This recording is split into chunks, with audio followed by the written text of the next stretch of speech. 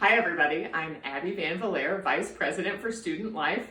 Good luck on finals. I'm really excited for you to be done with this period of remote learning.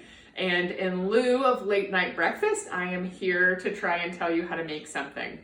Now, I was going to show you how to make scrambled eggs, but let's be honest, we've all given up a little bit. And so I will be showing you how to make cereal today because I'm pretty sure that if I'm giving up a little bit, you're probably right there with me, and we're all just ready for some cereal.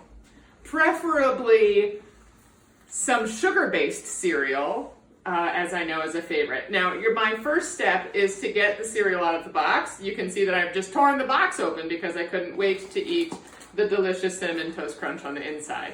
Now, I prefer, to make my cereal crisp by keeping the bag folded down. So you go ahead and just remove that chip clip there.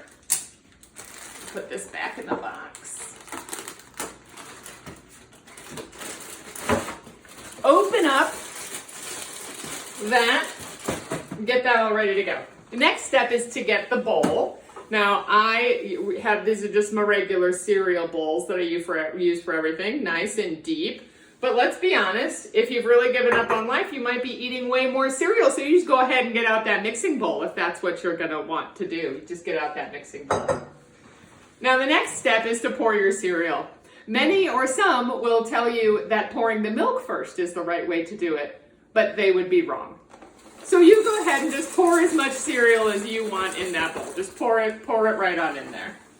Again, as much as you're feeling like eating. Next, you get your milk, and you're gonna pour your milk into the bowl. Now, this is the part where you might get bonus cereal because you may have poured too much milk into your bowl.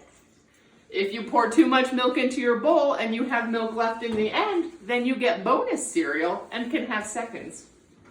After that, you're gonna get out a spoon, maybe something that's a little deep. Maybe you've borrowed a soup spoon from Heist Comments, and I would suggest to use that. And afterwards, you just go ahead and dig right on in.